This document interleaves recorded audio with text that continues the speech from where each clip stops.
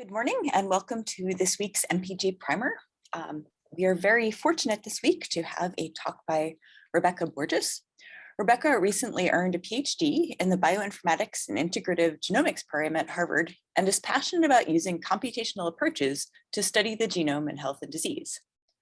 Rebecca enjoys collaborating and has worked with both computational and experimental scientists to plan and do experiments, analyze data, and develop computational pipelines. Last fall, Rebecca began work as a computational genomics scientist at Vertex Pharmaceuticals. And Rebecca welcomes questions throughout the talk. And so I just want to encourage anyone who has a question at any point to post it in the Q&A, and Sarah will voice it as it comes up. So Rebecca, thanks again for joining us, and please get started whenever you like. Great. Well, thank you so much for having me present. As Diane mentioned, I welcome questions during my talk. I have just a few slides, so there's definitely a lot of time for questions. And I'll be presenting on my work from my PhD while I was in Dr. Chris Walsh's and Dr. Alice Lee's labs on the role of retrotransposition in autism spectrum disorders. So first, I'd like to talk about transposable elements. These are DNA sequences that can sometimes change their position within the genome. So they're also sometimes called informally jumping genes because of this. And one of the reasons why I think it's so important to study transposable elements is because they make up a great percentage of our genome. So we know that genes are formed by exons and introns, and the coding part of genes, the exons, are only about 1% of the human genome. However, different types of transposable elements account for almost half of our genome. There are different classes of transposable elements, which I'll refer to as TEs as well. And I'm going to focus on the ones which we know are active in the human genome, meaning that they can jump around in our genome sometimes. So these are retrotransposons, or class 1. And the way they jump around is that first they're transcribed from the genome into RNA, then they're reverse transcribed into a DNA intermediate, and then they're integrated back into the genome at another region. So the retrotransposons that I'm focusing on here are L1s, and these are the largest ones that I'll be talking about. They can be up to 6,000 base pairs. ALUs are smaller, they can be about 300 base pairs, and SVA retrotransposons about 2,000 base pairs. And I'll be focusing on a tool that we use to detect transposable element insertions. So because these are so common throughout the genome, they're considered very repetitive sequences, and we need specialized computational tools in order to detect them. When I'm representing transposable elements, I'll be showing some figures which include the reads that we use in these computational tools in order to detect them. So there are different types of reads from sequencing data that we can use to detect them. For example, we can use paired end reads, where one of the reads here in black is mapping uniquely to the genome at a known position, whereas its paired end read maps to a transposable element sequence. We can also use what we call clipped reads, where part of the read is mapping to the genome, here shown in black or gray, and another part of the read, which is usually clipped by an aligner, maps to either a poly-A tail, which is a part of the retrotransposon, or it maps to a retrotransposon sequence, shown here in multiple colors. And so when I'm representing transposable elements, I'll be showing some figures like these.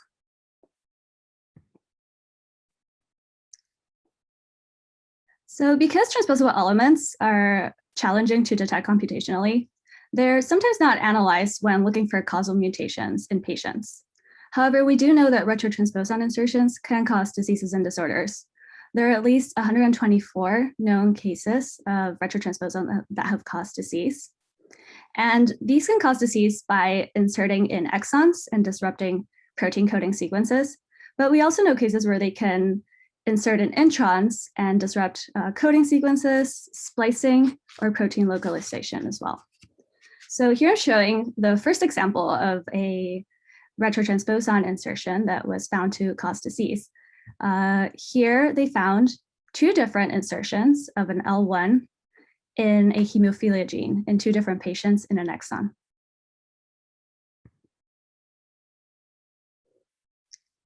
So detecting transposable elements can help us improve clinical genetic diagnosis. And in this talk, I'll be referring specifically to how we used a tool for detecting TEs for autism spectrum disorders.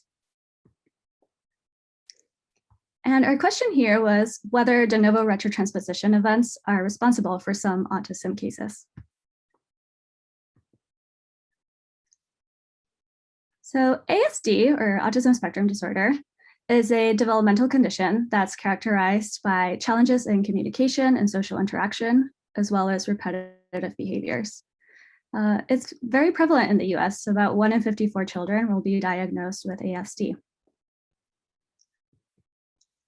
And we know from previous studies that there are different mutations that can cause autism spectrum disorders. So previous studies have mostly focused on single nucleotide variants, in particular in coding regions and exons, as well as they've focused on copy number variations that can be large and impact several genes. So we know from these previous studies that both de novo copy number variants and single nucleotide variants can contribute to autism spectrum disorder.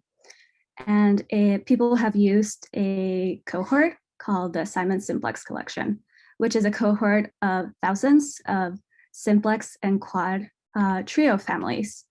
So what this means is that we have sequencing data from the parents who are unaffected, as well as sequencing data from an unaffected sibling who, for this purpose, is used as a control, as well as from an affected individual. And what they found here is that autism cases are more likely to have de novo gene disrupting mutations than their siblings, their unaffected siblings or controls. On the other hand, they have a similar number of synonymous mutations, which aren't gene disrupting. And we know from these studies that coding de novo mutations contribute to around 30% of simplex cases. So based on this information, we wanted to know whether de novo TEs also contribute to autism spectrum disorder. And based on the previous findings, we hypothesized that we would find similar overall de novo retrotransposition rates in cases and controls. However, we wanted to see whether we might be able to find more de novo retrotransposition insertions in ASD genes or genes with a high probability of being loss of function intolerant. Additionally, because we were using a very large cohort, we thought that it would also be useful to accurately estimate de novo retrotransposition rates in a larger sample size than had been done before. So as I mentioned, we need specific computational tools to detect these insertions. And we used XT, which is a method developed by our collaborator, Simon Chu from the Park Lab. And he developed and benchmarked XT. So I'll be talking a little bit about some of this benchmarking that he did. So there are other tools that currently exist for detecting retrotransposon insertions. So we really wanted to compare XT to these tools. And what Simon found is that XT has a better performance or a similar performance to the existing tools. In this case, he compared XT to MELT and Mobster. And here I'm showing the F1 score, which is a metric that considers specificity and sensitivity. And the higher the score is, the better. So what I'm showing here is that XT performs better for ALU and L1 insertions compared to MELT and Mobster, and very similar to MELT for SBA insertions.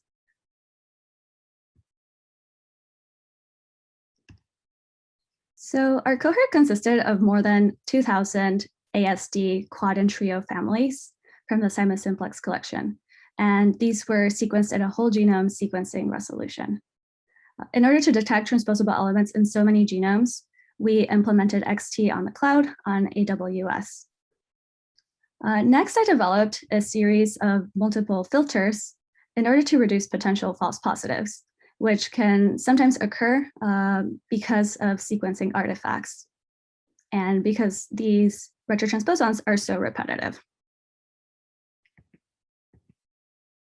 After filtering, I then detected de novo transposable element insertions that were found only in the unaffected sibling or in the proband with autism spectrum disorder.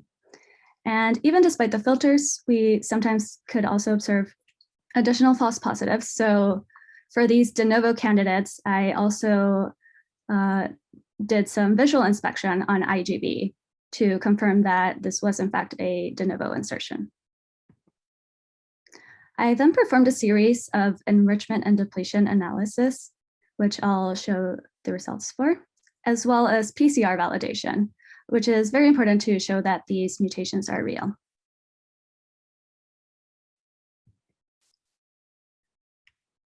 So the first thing we checked was whether we're obtaining the expected number of insertions based on previous literature. So here we're including both inherited and de novo insertions. And so this did indeed show that results were as expected. And importantly, we were observing a similar number of insertions for all the different family members.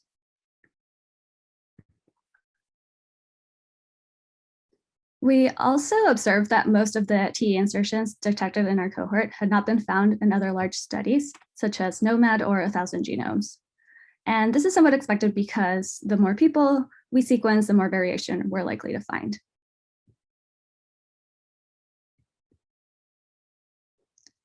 Next, I focused on the de novo insertions, so those that are found in one of the children, but not in the unaffected parents.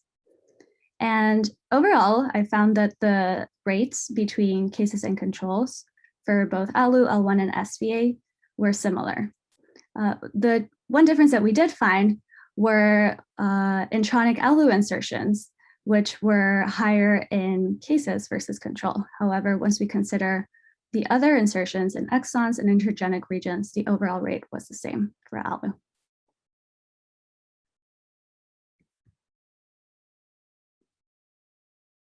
So because this is such a large cohort, like other large sequencing cohorts, the data was sequenced with short reads because it's cheaper and it's a more established method. However, when benchmarking XT, Simon noticed something that had also been found previously in the literature, and that's that with long read data, such as PacBio, we observe a higher sensitivity for detecting transposable element insertions compared to short read data.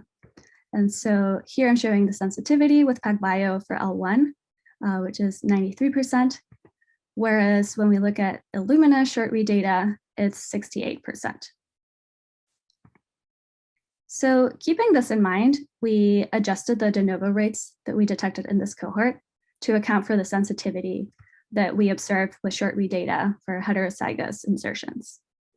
And so here I'm showing our adjusted rates as well as our original de novo rates. And what we found is that the rates are very similar to what was previously reported. However, because we have more sequences and samples than previous studies, we also have shorter confidence intervals. And because we're performing this correction for sensitivity, which previous studies did not do, we believe that we have more accurate ranges for de novo insertions.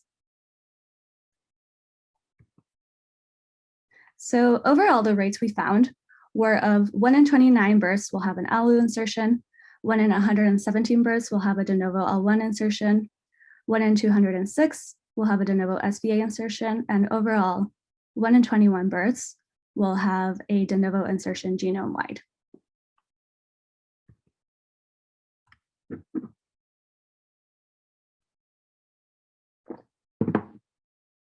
So here I'm just showing the overall number of de novo insertions. And this is just to draw attention to the fact that because these rates are so low, we are somewhat limited to the analysis that we can perform. Something that we also noticed is that there were several insertions in known autism genes in cases. So we really wanted to test this and see if this was significant.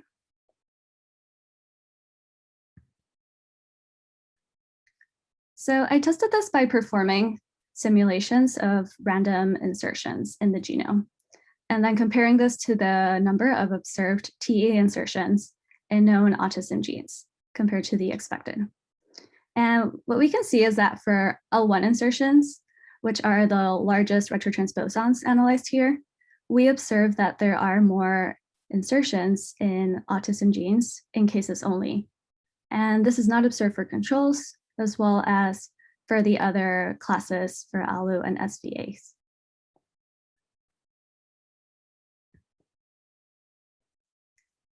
What was interesting about these L1 insertions is that they were all intronic. So the fact that we have more than expected in cases only could suggest that these L1 insertions in introns are potentially impacting gene function. We also performed a similar analysis looking at genes with a high probability of being loss of function intolerant. So by looking at mutations in large populations, researchers are able to determine whether a gene rarely has loss of function mutations in healthy individuals. And therefore, it's likely to cause disease when it does cause loss of function. So the higher this PLI score is, the more likely that it can disrupt function when we observe a loss of function mutation. So we observed a similar trend where we observe more L1 insertions in cases in genes with a high PLI score, but not in control or for the other classes of TEs that were analyzed. Importantly, we only observed exonic insertions in high PLI genes in autism cases only. And this also included an insertion in a gene called CSDE1, which is a syndromic autism gene. And I'll talk a bit more about that insertion in future slides.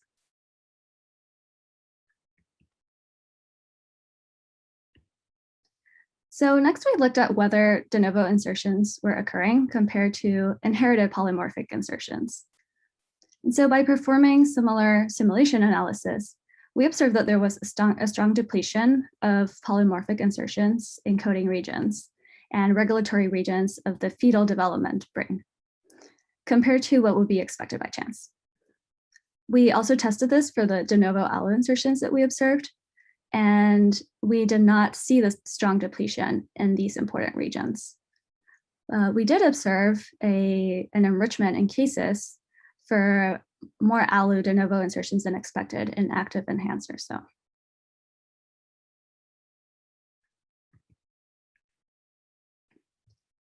So as I mentioned, transposable element insertions that are sometimes detected with these algorithms are sometimes actually false positives from DNA amplification and sequencing artifacts. So it's very important to perform full-length validation of these. And what this means is that we're amplifying with a PCR the entire retrotransposon insertion. So this is done by using primers on both flanks of the predicted insertion. So in this example that I'm showing here from a previously reported insertion in cancer, we can see that in the PCR, we observe both an insertion allele and a non-insertion allele in the PCR when there is an insertion. However, when there isn't an insertion, we only observe one band for the non-insertion allele. So in order to validate the de novo insertions that we found, we selected 19 different cases of insertions that we found in autism, high PLI, and brain expressed genes, as well as 11 random cases that we observed. And we were able to validate 93% by full-length PCR. So here I'm showing an example where the sibling has detected and predicted insertion that was validated, whereas the other family members did not have a predicted insertion. And we can see here that in blood, we don't validate an insertion in the other family members.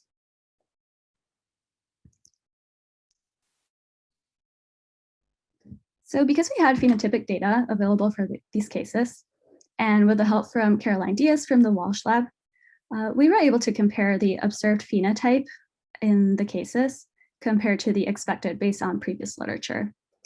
Now, this was somewhat challenging to do because the majority of the insertions we found are intronic. And so if they do have an effect, it might be a more subtle phenotype than what has been observed with exonic loss of function mutations. So as I mentioned, we did find an exonic mutation that we predicted to be causal in the CSDE1 gene, which was an allo insertion. And I'll talk more about that in other slides.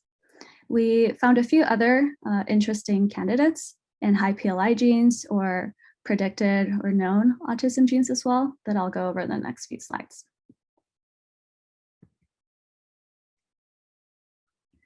So here I'm showing how we validated this alloexonic insertion in CSDE1, which we predict to be a causal exonic insertion in this cohort.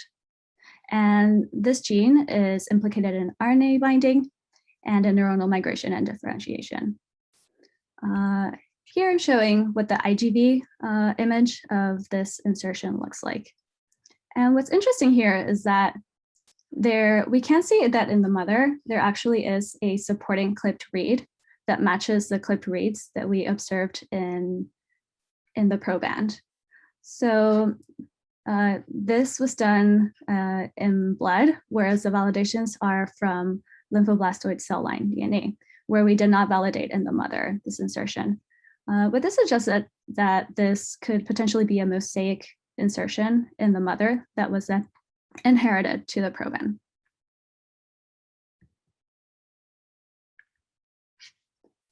We also observed an intronic L1 insertion in a hypothesized autism gene called DAP1. And here I'm showing that we were able to validate this as a de novo insertion in the case only. And this is a gene that's in part of the reelin pathway, which is important for neuronal migration as well as synaptic function. Another interesting candidate was in KBTBD6. So this is not a known autism gene, but this was an exonic alloinsertion, and this is the high PLI gene. And what we do know is that this gene interacts with COL3, and COL3 is a high known confidence autism gene.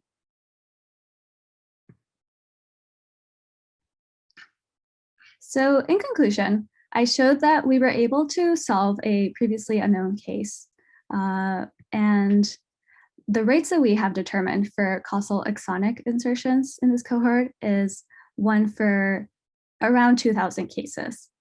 However, the majority of the insertions that we detected are intronic, and I showed that we did have more L1 insertions than expected in cases only, suggesting that potentially these intronic insertions could also have an effect. Additionally, we discovered potential new candidates that would be interesting to follow up with more experiments. I really want to thank my PhD mentors, Chris Walsh and Alice Sleep, as well as everyone who contributed in this project, especially Simon Chu.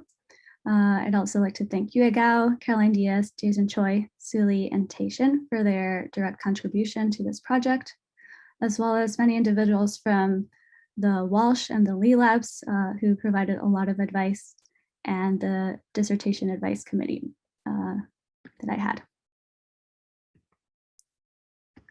So thank you, and I'll be taking any questions if there are any.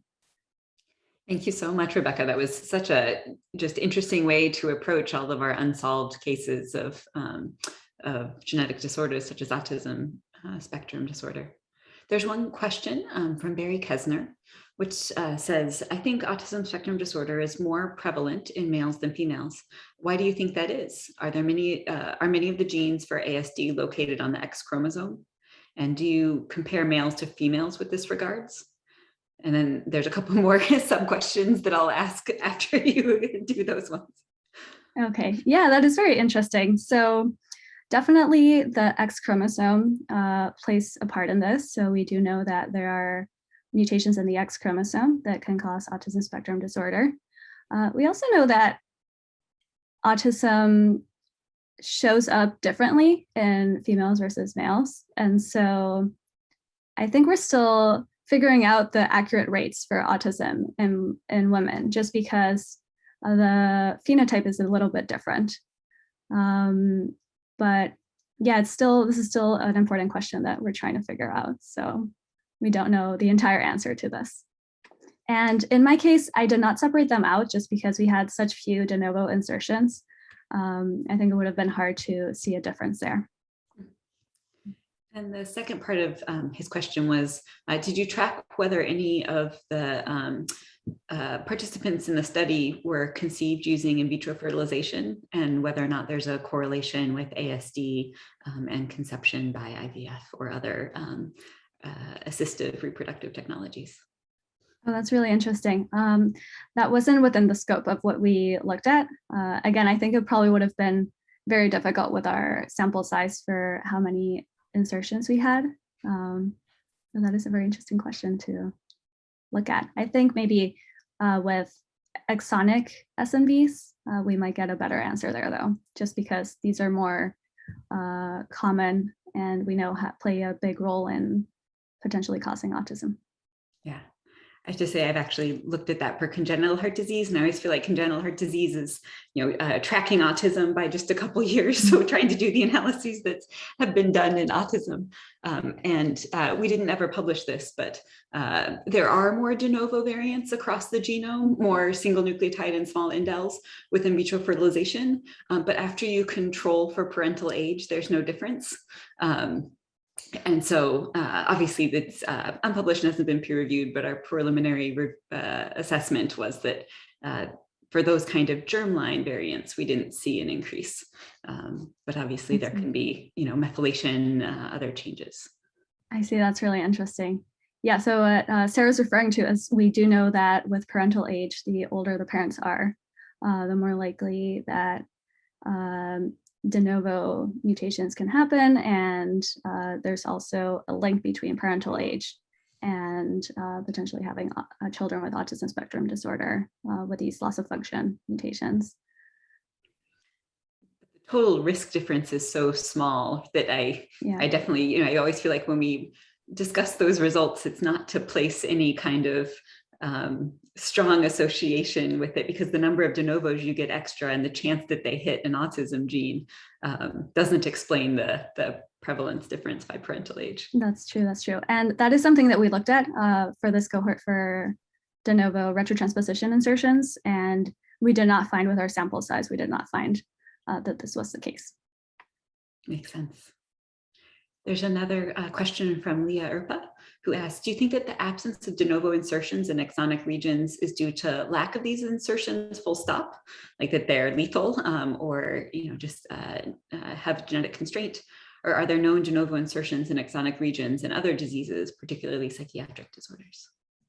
Yeah, so we did find de novo exonic insertions for ALU, for example. So that causal insertion that we determined is exonic.